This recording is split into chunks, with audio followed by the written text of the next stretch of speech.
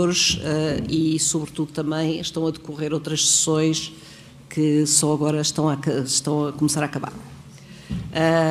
Mas porque temos que ter a sessão de encerramento às 6h30, porque as pessoas que chegaram a horas o merecem, vamos começar pedindo desculpa ao Carlos Magno, que vai ser o primeiro a falar por não ter todo o público, mas espero que o ganhes enquanto falas. Começo por me apresentar. Podes falar off the record? Acho que não. Não é bom falar off the record perante tantas pessoas, porque depois coloca o problema de quem é que viola o off the record. Lembro do caso Record, se bem te lembras. Muito bem, então, tal como diz aqui à frente, o meu nome é Diana Andringa, sou moderadora deste debate e tenho para isso a tarefa muito ingrata de vos apresentar os intervenientes, que são normalmente bem mais conhecidos do que eu. Mas vou fazê-lo de modo muito económico, para não roubar o tempo necessário às suas intervenções. Por ordem alfabética, temos então o Carlos Magno, licenciado em jornalismo, especializado em filosofia da comunicação e docente nesta área. Como jornalista, tornou-se bem conhecido por fazer análise política. Análise, sublinhava análise e não comentário. Análise política, disse eu. Pronto, ele sublinha que era análise e não comentário. Preside atualmente ao Conselho Regulador da ERC, a célebre entidade reguladora para a comunicação social. O professor José Manuel Pérez Torneiro, doutor em Comunicação e perito em Comunicação Estratégica e Televisão Educativa, criou a televisão educativa da TVE e dirigiu projetos de canais temáticos educativo-culturais. Dirige o Departamento de Jornalismo e Ciências da Comunicação da Universidade Autónoma de Barcelona e o Grupo de Investigação em Comunicação e Educação. Consultor da Unesco e da União Europeia em matéria de Serviço Público de Televisão e Literacia Digital e Mediática, coordena o projeto EMEDUS, European Media Literacy Education Study. Passo para o Paulo Ferreira, atendendo aqui, não temos o quarto convidado. Paulo Ferreira é licenciado em Gestão, mas optou por dedicar-se ao jornalismo. Começou no Diário Económico, onde foi diretor adjunto, funções que também desempenhou no Jornal de Negócios e no Público, e depois transitou para o Canal Público de Televisão como editor de Economia há cerca de 3 anos, penso eu. É atualmente diretor de informação da RTP, aquele tipo de cargo que, em princípio, não devemos invejar a ninguém. É verdade. Confirmo.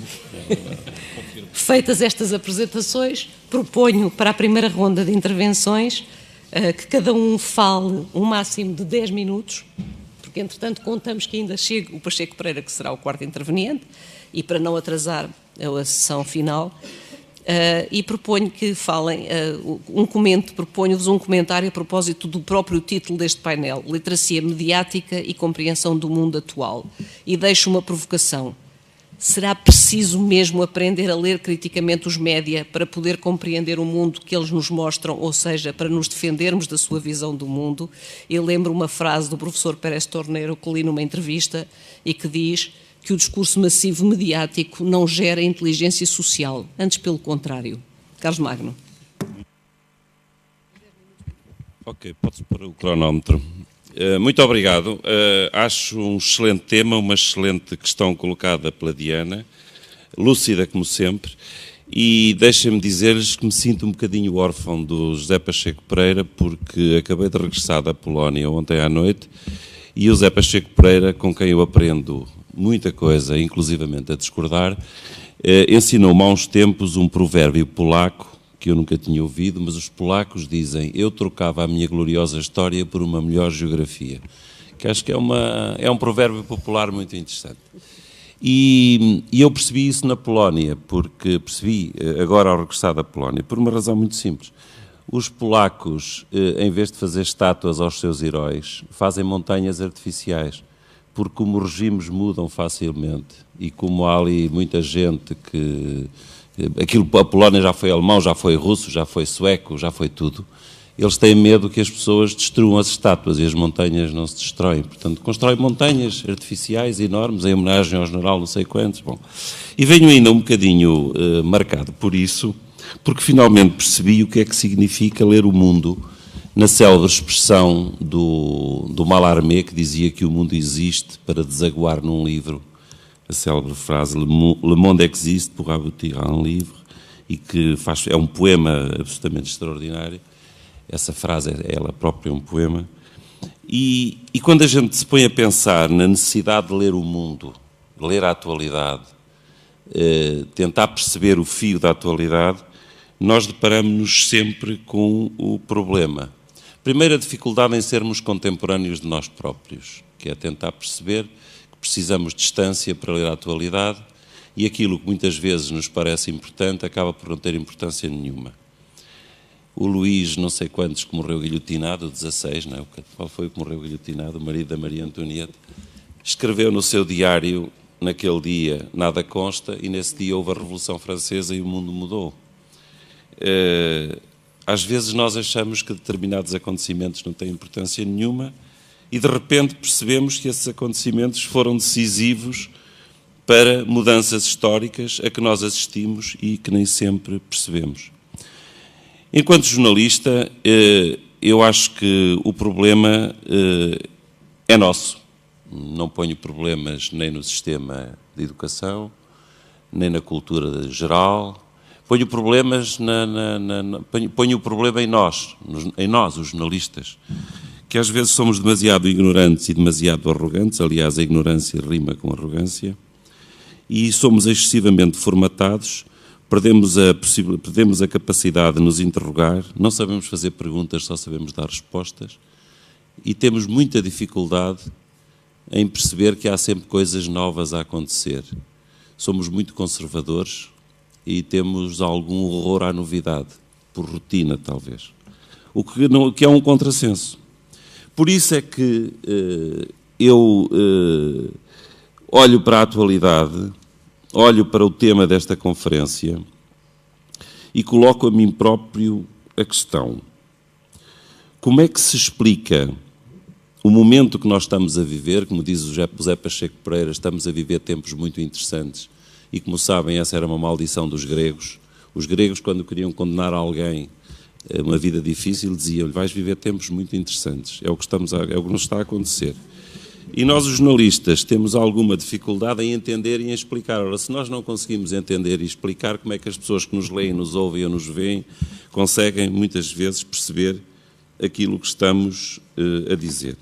E parto já para uma história concreta, para não falar de casos portugueses, que é uma história passada em Espanha há cerca de 3 anos, quando em Portugal, ou há cerca de 5 anos, quando em Portugal decorria o célebre caso Medi, da criança desaparecida no Algarve, sobre o qual nós continuamos hoje a saber ainda menos do que sabíamos depois de milhares de páginas e de horas de programas de televisão e de rádio terem sido gastas. Mas naquela altura, mais ou menos, aconteceu em Espanha o desaparecimento de uma criança, filha de um casal de ciganos, que se transformou rapidamente na grande vedeta, o pai, sobretudo, do sistema mediático espanhol, e foi recebido pelo rei, foi recebido pelo primeiro-ministro, foi recebido pelo líder da oposição, assistiu ao julgamento do assassino da filha e, no fim, perguntou. Disseram-lhe: ele vai condenado a 20 e tal anos de prisão porque não pode ser condenado a prisão perpétua. E o homem perguntou: o que é que quer dizer perpétua? E alguém lhe explicou que perpétua era para sempre. E ele diz: então, o homem que matou a minha filha e a violou não pode ser condenado, não pode ficar na prisão para sempre. E eu fiquei a pensar nisto, porque para nós falar em prisão perpétua é banal, quer dizer. E o pai da criancinha assassinada não sabia o que é que queria dizer perpétua e fez a pergunta diante de toda a gente. E eu acho que nós, às vezes, usamos expressões, dizemos palavras, contamos histórias que não fazem muito sentido e que temos alguma dificuldade em entender. Por isso é que eu acho que este desafio que a Diana agora nos fez é um desafio fundamental. Eu todos os dias me pergunto a mim próprio para que é que serve a entidade a que eu presido. Todos os dias eu me pergunto a mim próprio para que é que servem as notícias que eu leio. E todos os dias eu pergunto a mim próprio para que é que interessa aquilo que me interessa. Para que é que serve aquilo que me interessa. E depois todos os dias me pergunto a mim próprio como é que vai a minha curiosidade e como é que vai o meu interesse. Chegados a este ponto, eu queria só dizer o seguinte. Nós sabemos que domina a comunicação quem dominar a linguagem. E a pergunta que eu faço é: quem controla a linguagem que nós estamos a usar? Nós, jornalistas, público, académicos, cidadãos em geral. Quem produz este estereótipo ou esta linguagem completamente cifrada que em muitas semelhanças, em muitas situações se assemelha à missa em latim, e onde é preciso uma reciclagem constante.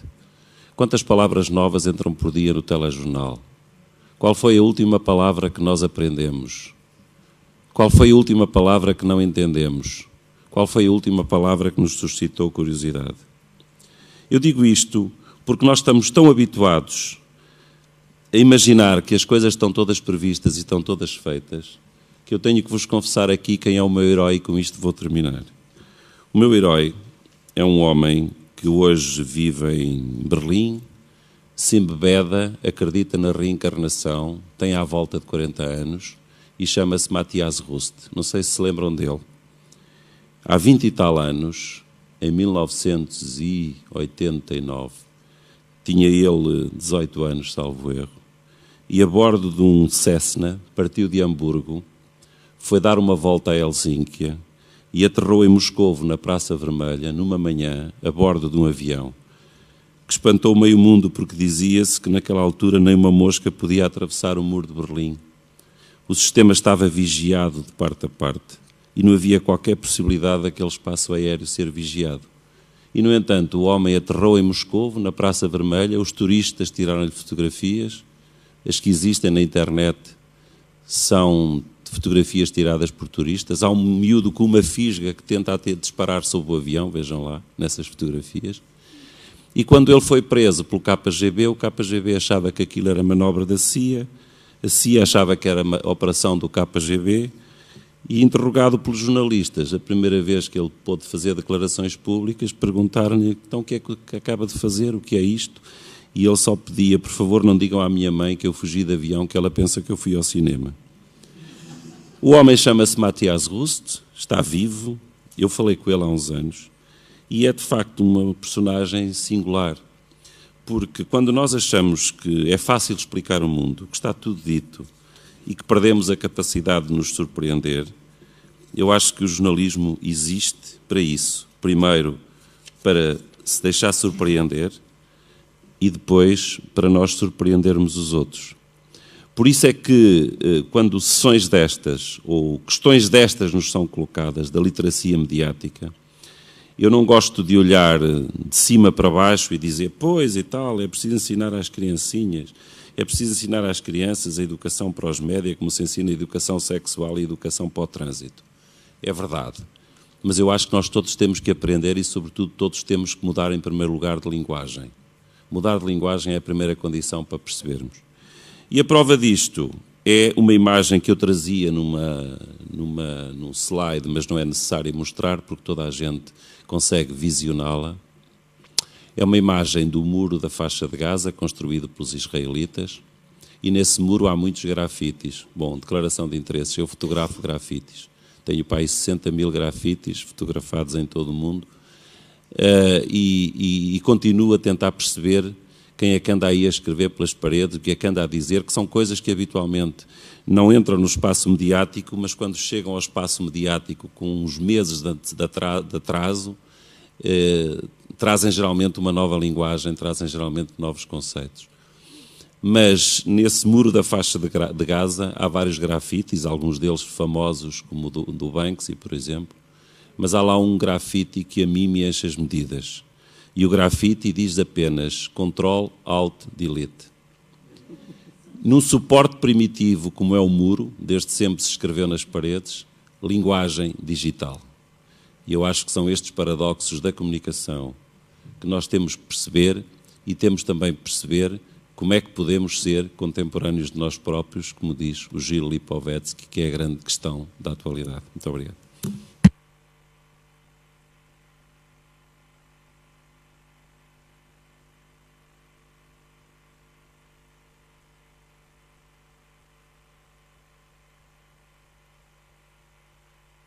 Não liguei. Agradeço a intervenção e agradeço-lhe, sobretudo, ter-me lembrado uma frase que eu aprecio muito e que tentei fazer dela um ensinamento jornalístico, quando ele disse: não sabemos fazer perguntas, só sabemos dar respostas, e eu acho que isso é hoje em dia um problema grave no jornalismo, e a frase que eu retive sempre não é de um jornalista, é de um psicanalista, é de um psiquiatra, o professor João dos Santos, que tinha aquela fantástica frase de se não sabe, porque que pergunta. E eu acho título de um livro. Que é título de um livro, aliás, do João Sousa Monteiro. E tira a mãe da boca. Sim, e eu acho que é precisamente essa a grande questão, é que é preciso saber para perguntar.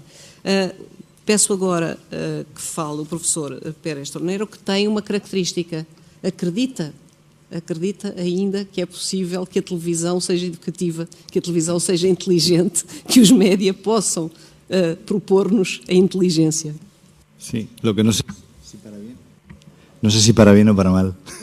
La televisión siempre es educativa, pero no sé si para bien o para mal.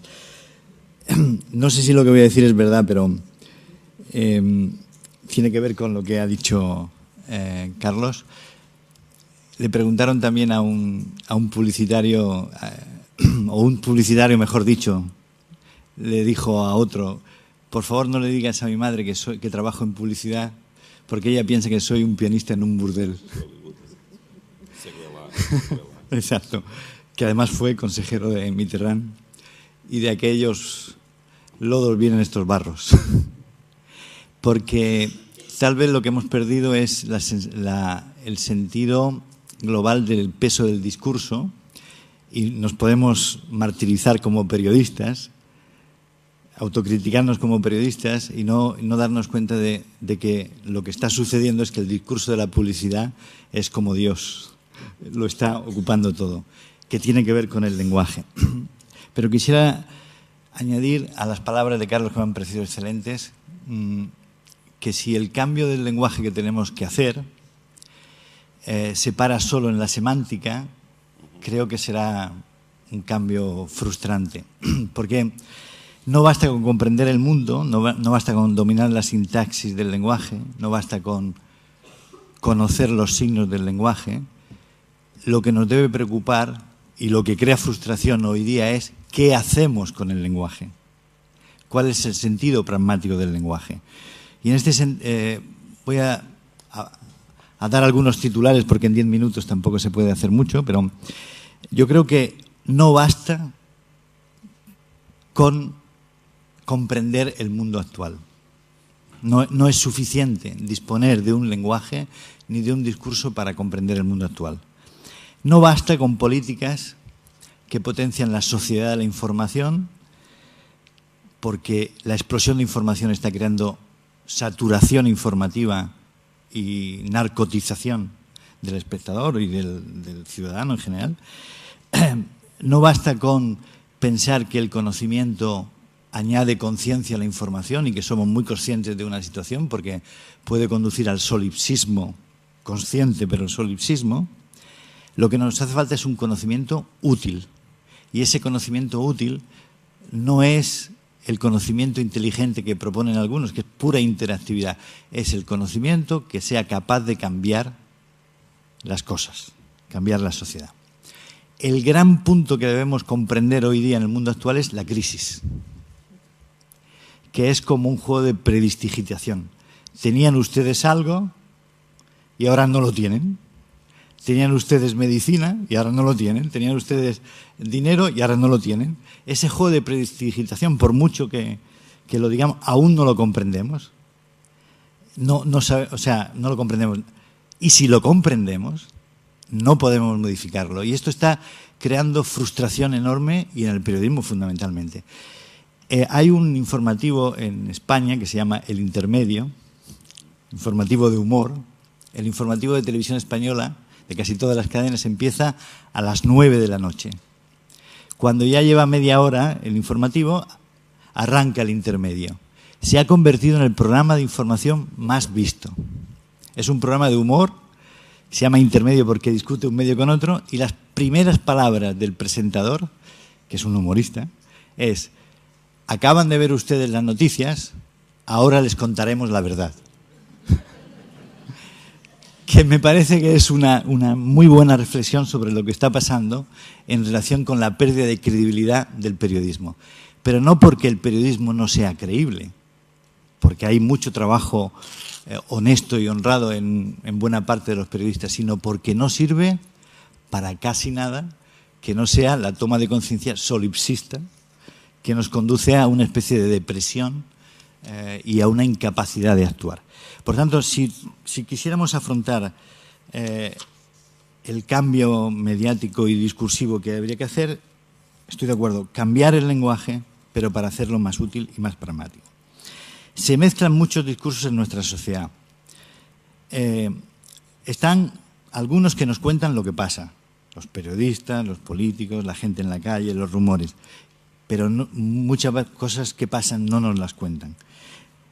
Sabemos lo que pasa, aunque nos cuenten cosas que no tienen que ver con lo que pasa.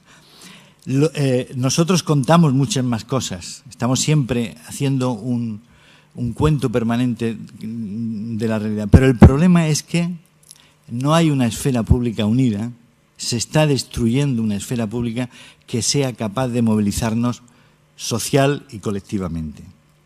Porque hay una gran contradicción entre el peso del discurso dominante en nuestra sociedad, que es básicamente publicitario, aunque a veces el periodismo le sirva de soporte al discurso publicitario, con el peso de nuestras ambiciones y con el peso de nuestros deseos. Y lo que se echa de menos hoy día es una incorporación, una involucración, una implicación de la gente en el discurso que recibe. Es un discurso emocionalmente frío, por mucho que sea amarillo y escandaloso. No toca la fibra sensible de la gente. Y la gente, el público, no interactúa con ese discurso porque no le emociona ni le va a solucionar sus ambiciones y sus deseos. Esto, junto a la crisis económica, que no hace más que agravar en la industria tradicional de la comunicación, es lo que puede llevar a una disociación entre el hacer y el discurso, entre las ideas que nos hacen o nos deberían ayudar a actuar y a comprender el mundo y lo que realmente hacemos. Bueno, ¿cómo podríamos enfocar una transformación de este discurso desde los valores del periodismo, desde los valores de la ética, de la honestidad, en el que siempre hay que creer, porque son los valores de la democracia, son los valores de la libertad, por mucho que haya un cinismo instalado, un nihilismo galopante, creo que hay que creer en el valor de la verdad, de la objetividad, por mucho que se discuta. Pues tengo la sensación de que tendría que haber una especie de alianza entre los movimientos sociales, los nuevos movimientos sociales, los momentos que Camus diría de rebeldía, que no son de revolución, son simplemente de hasta aquí, digo, han llegado las cosas y aquí empiezo yo a decir no. Y a partir de aquí ya cambiaremos como podamos, pero ese decir no, ese movimiento de rebeldía me parece que es el momento que nos corresponde para reformar, para hacer más auténtica la esfera pública. Esos movimientos sociales ciudadanos que están dispersos sí que movilizan nuevos medios, nuevos lenguajes, nuevos discursos. Y como hemos visto en Portugal, en Italia, muchos de ellos van frontalmente contra los medios institucionales. Les atacan porque no se ven correspondidos por ellos. Y este es un gran... Bueno, pasa lo mismo con las instituciones políticas, pero esto ya no tiene solución. Yo hablo de los que tienen, de lo que puede tener solución. Lo que puede tener solución es el discurso social. En España hay indignados contra periodistas. Claro, porque no se ven reflejados allá, ¿no? Y sin embargo hay un discurso emergente, audiovisual, internet, en medios digitales, en redes sociales, que es un discurso que está contagiado de deseo, por decirlo en términos psicoanalíticos. Yo creo que si las instituciones mediáticas quieren seguir siéndolo, ahora vamos a hacer con un amigo, con Palmiro, económicamente, el momento es tan dramático como el momento de confianza social que la gente tiene en ellos. Por tanto, sería necesario, es urgentísimo, reconectar esos movimientos, que estas nuevas protestas, estas rebeldías puedan darnos un nuevo aliento de cambio social, una nueva praxis mediática. Yo creo que para esto es necesario hablar de un discurso comprometido. El discurso comprometido es una idea muy desgastada porque hemos hablado desde muchas ideologías desde hace mucho tiempo de discurso comprometido y a veces era con poderes autoritarios. Vamos a decir, un discurso comprometido radicalmente con la libertad. no solo individual, sino con la libertad social. Un discurso comprometido que no basta con limitar el objetivo a la comprensión, sino al cambio plural, no al cambio totalizador. Un discurso que sea abierto y crítico consigo mismo, algo a los que las corporaciones comunicativas, sean cuales sean, son siempre muy reacias. Es muy difícil admitir cualquier crítica, cualquier autocrítica. Bueno, si es un poco narcisista, la admitimos, pero si es una crítica fundada, no la admitimos. Bueno, yo no sé en este país, pero en el mío, desde luego, la regulación no está bien vista. Hablan de una autorregulación que es, en términos toreros, es una especie de brindis al sol. O sea, es una pura apuesta retórica, porque casi nadie está dispuesto a escuchar al otro. Y el problema que tenemos los periodistas es un poco que tenemos que darnos un baño de humildad, un baño de contacto social con ese nuevo deseo que está en los movimientos sociales. Si conseguimos que esto sea posible, forjaremos la reconstrucción de una esfera pública que no puede desaparecer. De una esfera pública que no puede desaparecer por mucho que se hable de personalización, de dispersión del discurso, porque si todos nos encapsulamos en nuestra propia burbuja mediática, la explosión de esa burbuja, las consecuencias de esa burbuja será peor que la burbuja de los bancos, que la burbuja financiera, y ya conocemos los efectos de una, ¿no? Por tanto, deberíamos apostar por un periodismo comprometido, por un diálogo comprometido con la sociedad y sobre todo por un discurso de cambio. Muchas gracias.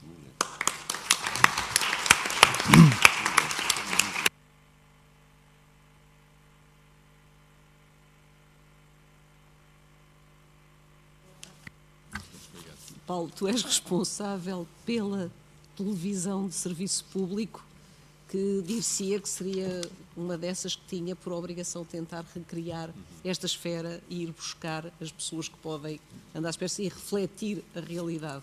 Como é que reages a esta intervenção? O que é que nos dizes?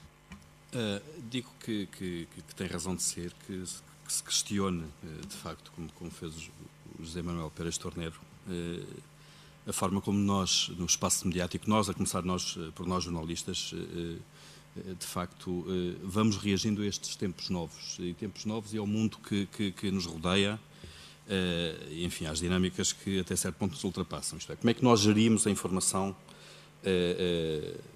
neste contexto?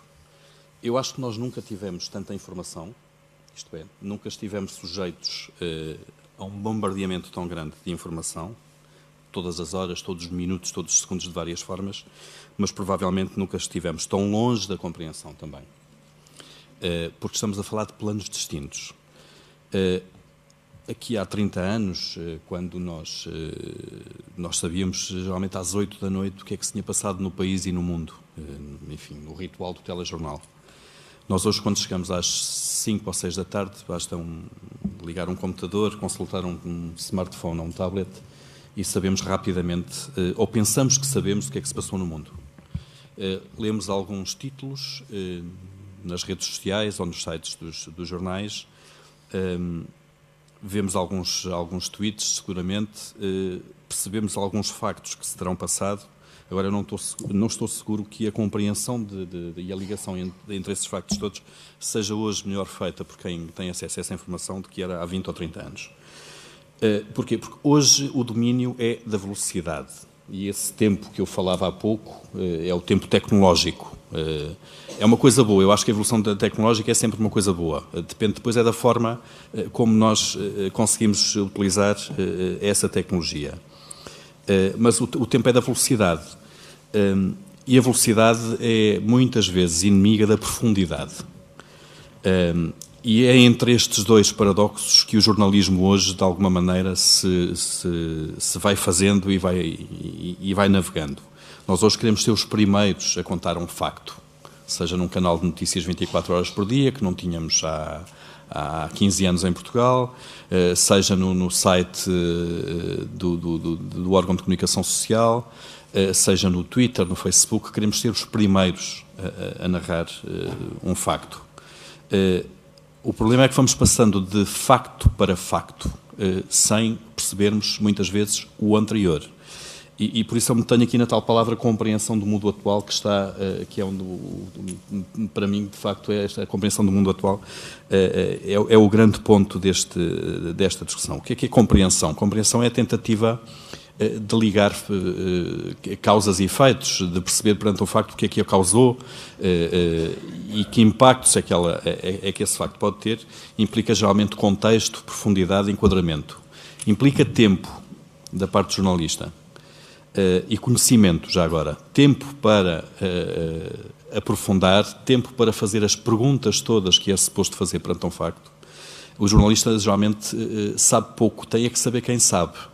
É uma das coisas que se diz nas redações, ou que se dizia, que o jornalista não tem que saber tudo, tem é que saber quem sabe, isto é, tem que saber falar com as pessoas certas, que sejam diversas e que ajudem a enquadrar determinado tema. Portanto, este contexto, a profundidade e o enquadramento de um facto estão hoje cada vez mais perdidos e há hoje cada vez menos tempo e menos espaço para os colocar no espaço mediático.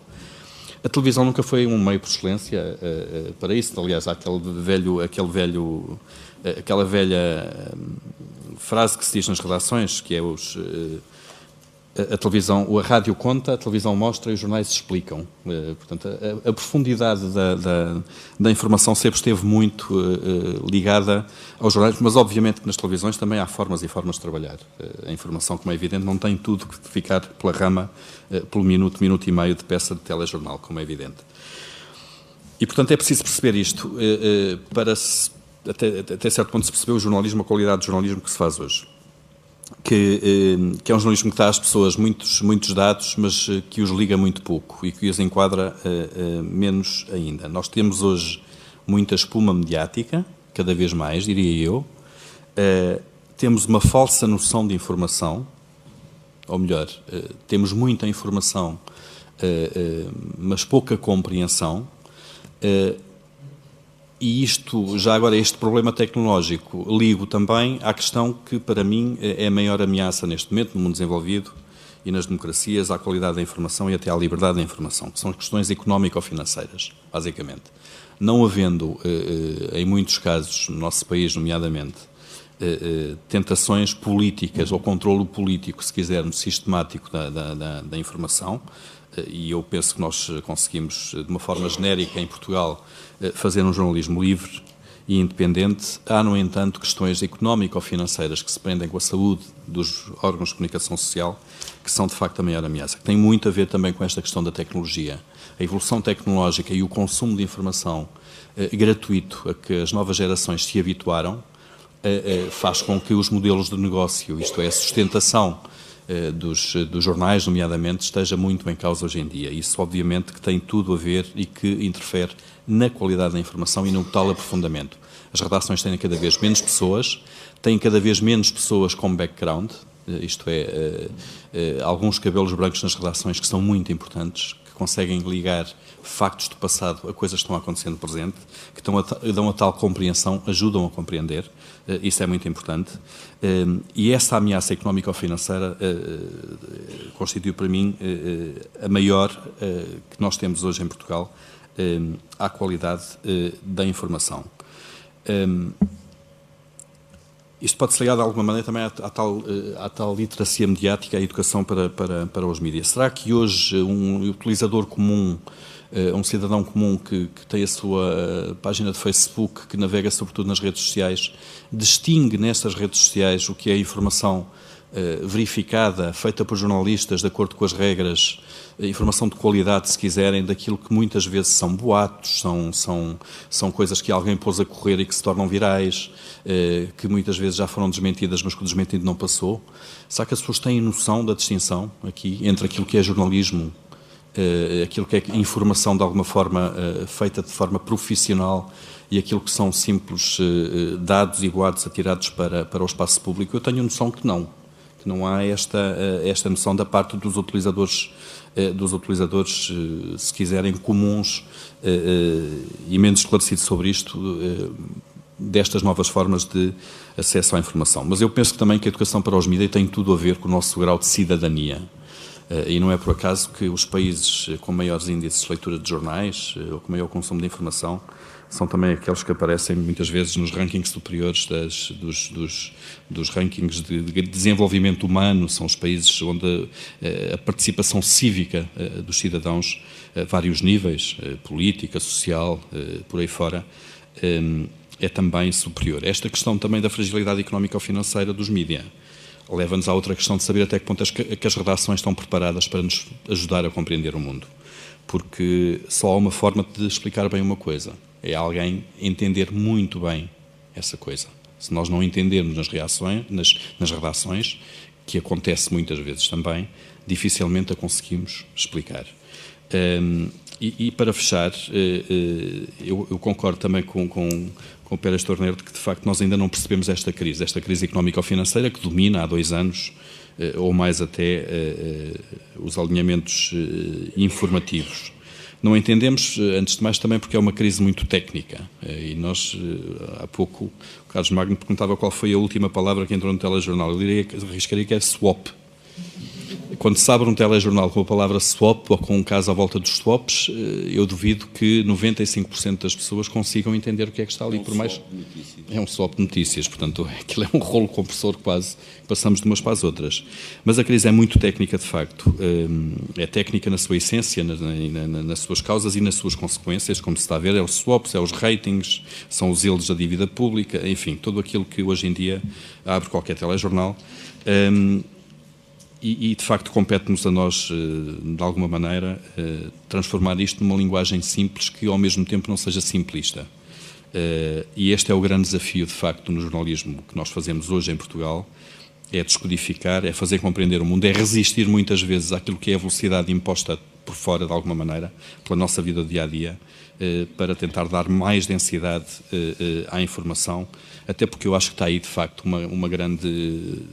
o grande trunfo, quem conseguir fazer diferente mais depressa e quem conseguir mais densidade informativa e mais contexto, acho que vai ganhar espectadores, vai ganhar leitores, porque eu acho que isto também funciona um pouco como movimentos pendulares.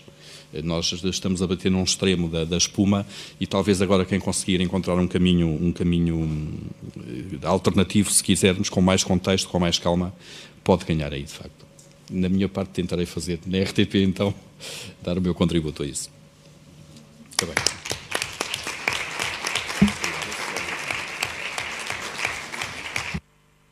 Muito obrigada, Paulo. Eu não resisto a dizer que talvez não seja apenas na blogosfera que circulam notícias não confirmadas e, sobretudo, não corrigidas quando se verifica que estão erradas, porque a autocrítica dos jornalistas, de facto, não é muito praticada. Não convém dizer isto alto ao pé da ERC, mas, de qualquer forma, eu acho que eles não são capazes de saber. Temos muito poucos minutos e, portanto, eu não vou fazer nenhuma pergunta, porque gostava de dar essa oportunidade às pessoas, se alguém quiser fazer. Temos espaço, penso eu, para 2 perguntas, se forem muito rápidas, e as respostas também.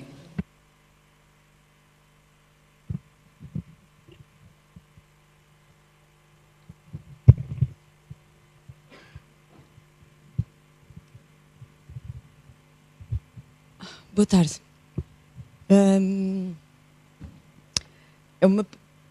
A pergunta é para o Paulo e para todos, mas o Paulo diz que o problema tem a ver com a velocidade e com a questão do modelo de negócio ou da situação dos grupos de mídia. Eu sou jornalista, trabalhei num grande grupo de mídia e estudo um bocadinho também aqui estes temas todos.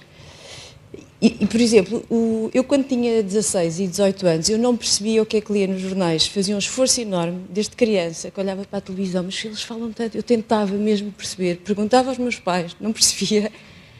A certa altura pensei que era tontinha, quando já andava na faculdade. Depois percebi, eu não percebo porque isto está mal escrito. Tenho imensos amigos, licenciados, pessoas interessantíssimas e interessadas, que deixaram de ler jornais, porque também sentiram isso, e às tantas... Às vezes sou eu própria que lhes digo, olha, que o problema não é teu. Analisamos notícias do público, do jornal público, geralmente é o público que está à mão. E percebemos, lemos em conjunto como se fosse uma aulinha e, de facto, concluímos que aquilo está mal feito. Nem um adulto, nem uma criança, nem ninguém percebe. Pronto. E isto não é uma coisa recente, não é falta de pessoas nas redações. Isso é uma desculpa e Eu acho que acentua substancialmente o problema, mas o Sartre, na altura da nossa Revolução, já dizia que os jornais não explicavam nada. Ele queria perceber o que era o 11 de Março e não percebia. Pronto, vou ficar por aqui, já chega. Mas queria saber até que ponto é que vocês acham que isto é uma coisa recente ou tem muito mais história? Então, mais penso, está uma pessoa inscrita ali atrás, duas, eu não estou, só estou a ver uma. Sim. Pronto, e depois eu fecho, portanto fazem-se essas duas perguntas, são as respostas da mesa muito rápidas, e é assim, agora é aquele senhor.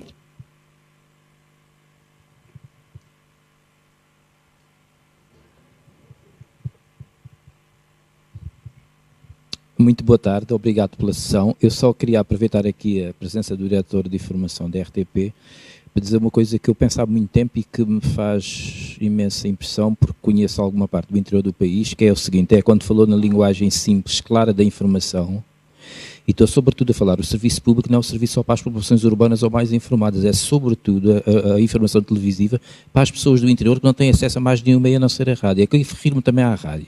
E estou a referir-me especificamente ao serviço público, porque acho que isso deve ser uma das obrigações do serviço público. É haver noticiários de uma forma clara, simples e não simplista, como disse, e eu acho que isso é fundamental no nosso país, porque o interior do país, onde há muitas pessoas idosas que o único meio de informação que têm é a televisão, e neste caso é os canais generalistas, uma vez que a TDT só apresenta os canais generalistas, mas sobretudo na RTP e na rádio, é fundamental, porque muitas vezes as pessoas não percebem, se nós hoje em dia também não percebemos, porque falta literacia financeira, portanto todos esses termos técnicos, já não me estou a referir a isso, estou a referir ao dia-a-dia, quando se fala por siglas, que ninguém sabe o que é. Às vezes fazem perguntas no interior, eu estou a falar na minha aldeia, mas podia falar em muitas outras, que as pessoas não entendem. E eu acho que é uma das obrigações fundamentais do serviço público, da informação, explicar em linguagem simples, clara, a informação que é a única que chega a muitos cidadãos. Portanto, era só isso. Muito obrigado.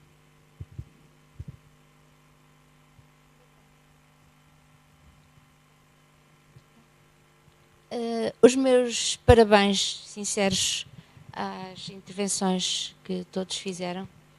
E, no entanto, a minha visão sobre isto é simultaneamente muito pessimista e também bastante esperançosa, não direi otimista, que é um bocadinho excessivo no momento atual. Eu acho que o jornalismo, a minha atividade é diferente, fui professora basicamente toda a vida, mas de facto um professor de certo modo também se confronta com um público que tem que seduzir, caso contrário tem alunos a dormir e depois a estudar de véspera para os exames. Portanto, para mim o jornalismo é uma questão tão séria, mas é uma questão mesmo tão séria, que o que eu vejo agora, o que eu assisto agora, quer a nível dos órgãos de informação que leio, e leio também jornais italianos todos os dias e franceses, realmente o que me está a preocupar muito no jornalismo são duas coisas, só refiro a estas duas. A cartelização da informação, que é absolutamente, vão-me desculpar, vergonhosa. E não sei como é que alguém pode fugir a isso, tendo agora estes contratos, não sei como se chamam os novos contratos que vão fazer para despedir as pessoas, aquelas coisas. E, portanto, é claro que eu percebo que um jornalista não possa ousar pisar um risco e fazer commitment com a verdade da notícia. Porque não pode. A verdade é que não pode. Porque expõe-se. E pode ser despedido porque não gostam da cara dele. Ou porque não tem o perfil adequado. Portanto, é assim, a cartelização é uma das coisas que mais mata a vontade de ver as notícias e de as ouvir. É na rádio, não tanto, sofre menos disso, mas na televisão é uma coisa pavorosa. Os fones estão postos de maneira a que as pessoas estejam a falar ao mesmo tempo do sequestrador de telheiras ou de não sei quantos. E muda-se de canal. Antes a gente mudava de canal e mudava de canal, mudava de registro e mudava de linguagem. E não era só em Portugal, nem era só em Itália. Mas agora isso já deixou de existir. E a última coisa que eu queria deixar dita é, eu ouço muito, muito na televisão dizer, eu não resisto a ver os telejornais, apesar de me zangar todos os dias, dizer, vou dar um exemplo, assim que soube em primeira mão. Notícia que, aliás, a SIC publicou em primeira mão. Eu acho extraordinário. Porque a mim o que é que me interessa que tenha publicado em primeira mão? Podia ter sido o último e ter feito uma boa notícia, para variar. Portanto, o furo está à frente de toda a qualidade necessária e imprescindível e que as pessoas adquiram mais valias com as notícias que lhes são trazidas. Obrigada.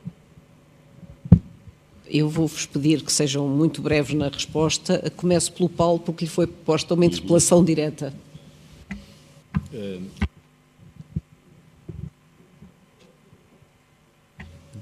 Duas que são mais ou menos a mesma, penso eu, não é? A questão do contexto, da falta de entendimento que as pessoas têm em relação àquilo que leem nos jornais. É verdade, isso tem muito a ver com a qualidade das nossas redações, dos nossos jornalistas, se quiserem, enfim, e com a formação ou a falta dela que há nas redações. Quer dizer, eu religo isso, mais uma vez, à fragilidade económico-financeira dos grupos de comunicação social, porque quando se corta uma redação de 100 para 50 pessoas, não há volta a dar-lhe. As coisas ficam pela rama, repetem-se telexes de agência, que são iguais em todos os jornais, não há o tal contexto, não há tempo para esse contexto. Portanto, eu penso que aí não há volta a dar-lhe.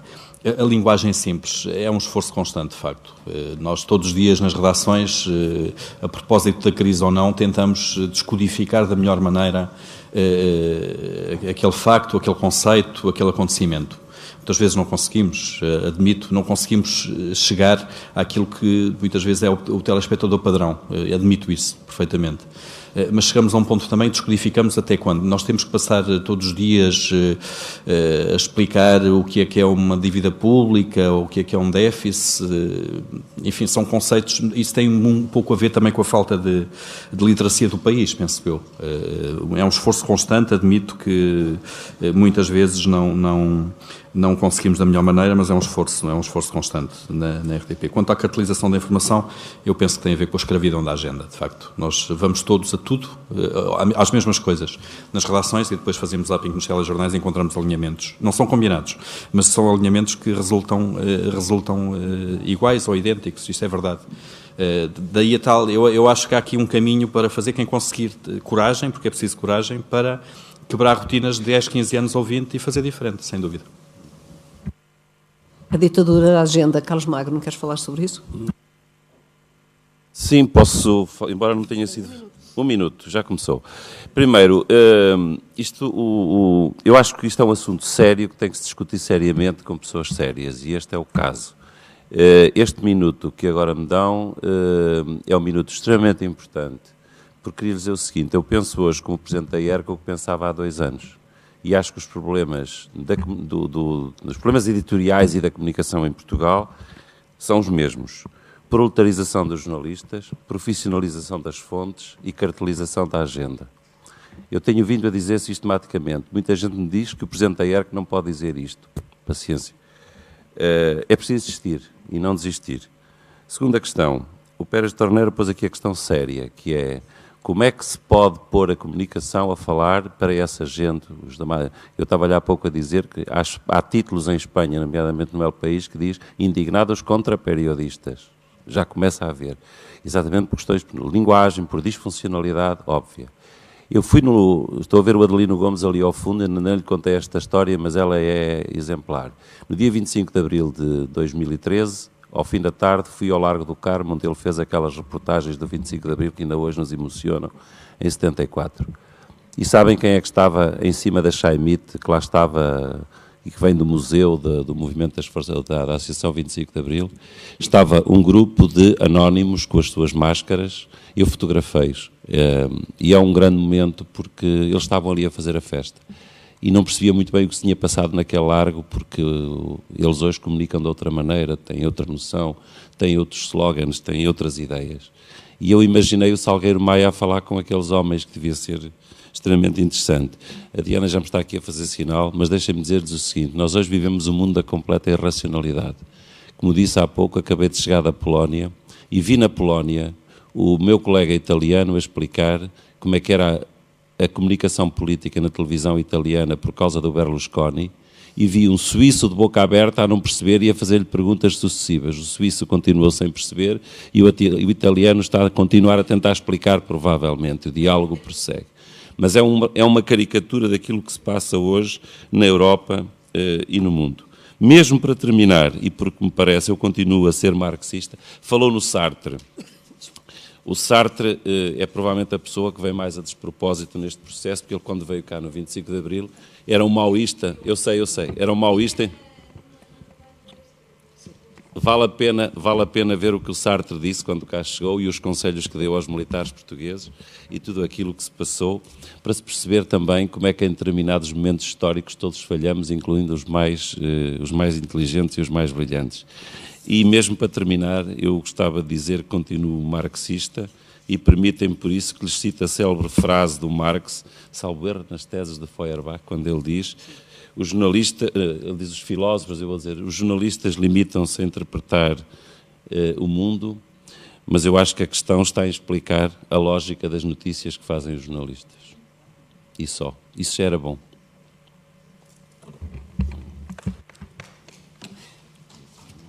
Professor Pérez Tornero.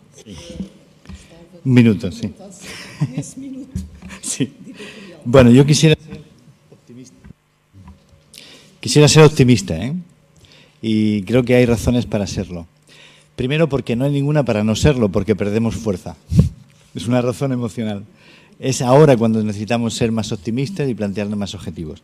Segundo, porque si la Iglesia cambió la misa en latín, yo recuerdo cuando el Kyrie eleison y el Ora pro nobis y nadie entendía nada, la Iglesia tuvo que cambiar el latín por las lenguas vernáculas, ¿no? Yo creo que esto es la transformación lingüística que pedíais, ¿no? que se está reclamando. Se va a producir.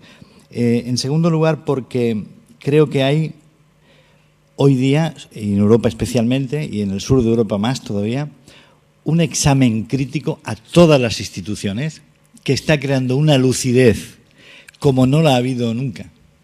Porque podemos entender o no entender la realidad, pero los cuentos que nos contaban ya resultan increíbles. Y esto ya es un acto de lucidez. Esto ya es un acto de lucidez y creo que vaticina un cambio. Y por último, porque creo que las condiciones de pluralismo que permiten las redes, la falta de censura, pese a los problemas y los riesgos y los oligopolios que existen, el impulso que dan a nuevas expresiones y a nueva creatividad de gente joven, de gente pues como Anonymous han citado, los grafitis, los periodistas comprometidos, auguran un cambio. El problema es que no sabemos cuándo. Es lo mismo que le pasa al alpinista, que a lo mejor está a punto de desfallecer cuando le faltan 2 centímetros para alcanzar la cumbre.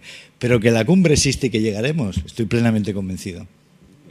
Muito obrigada a todos. Eu peço desculpa pela forma galopante como conduzi este painel, que corresponde, aliás, ao processo mediático. Falamos todos depressa demais, com muito pouco tempo, para que precisamente nunca haja tempo para aprofundar as questões tanto quanto gostaríamos. Por outro lado, também este painel foi representativo de uma outra crítica justa aos média, que eu penso que não posso deixar de passar, é que, de facto, os homens é que têm a palavra. O pluralismo, de facto... Boa noite a todos.